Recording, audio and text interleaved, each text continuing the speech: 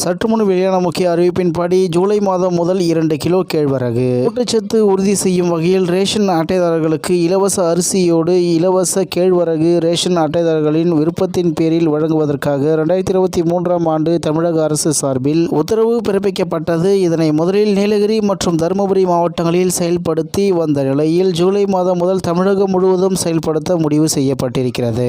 தற்பொழுது வரையில் ரேஷன் கடைகளில் இலவச அரிசி, இலவச கோதுமை, சர்க்கரை, தோரம்பருப்பு மற்றும் பாமாயில் போன்றவற்றோடு ஒரு சிலிண்டர் வைத்திருக்கக்கூடியவர்களுக்கு மண்ணெண்ணெயும் வழங்கப்பட்டு வருகிறது. இதனோடு கூட மாதந்தோறும் 2 கிலோ கேழ்வரகு வழங்கப்பட இருப்பதாக தெரிவிக்கப்பட்டுள்ளது. தற்பொழுது வரை 690 மெட்ரிக் டன் கேழ்வரகு மாதந்தோறும் கொள்முதல் செய்யப்படுவதால் தமிழகம் முழுவதும் இதனை செயல்படுத்த முடியவில்லை என்றும், ஜூலை மாத அறுவடைக்கு பின்பு தமிழகத்திற்கு தேவையான 1360 மெட்ரிக் டன் கேழ்வரகும் கொள்முதல் செய்யப்பட்டு வழங்கப்படும் என்று தெரிவிக்கப்பட்டிருக்கிறது. இவ்வாறு கேழ்வரகு ரேஷன் அட்டைதாரர்களுக்கு வழங்கப்படுவதால் ஊட்டச்சத்து உறுதி செய்யப்படும் என்றும், கோதுமை கிலோ 2 ரூபாய்க்கு கொள்முதல் செய்யப்படும் நிலையில் கேழ்வரகு கிலோ 1 ரூபாய்க்கு கொள்முதல் செய்யப்படுகிறது என தெரிவிக்கப்பட்டிருக்கிறது. மேலும் ரேஷன் அட்டைதாரர்கள் மாதம் 2 கிலோ கோதுமைக்கு பதிலாக தங்களுடைய விருப்பத்தின் பேரில் 2 கிலோ கேழ்வரகையும் பெற்றுக் கொள்ளலாம் என தமிழக அரசு சார்பில் தெரிவிக்கப்பட்டுள்ளது. மேலும் இந்த திட்டத்தின் மூலம் சிறுதானியங்களை மக்களிடையே கொண்டு சேர்க்கப்படுவதோடு அவர்களின் ஊட்டச்சத்துகளும் உறுதி செய்யப்படுவதாக தெரிவிக்கப்பட்டிருக்கிறது என்று தகவல் வெளியாகியுள்ளது. நன்றி, வணக்கம்.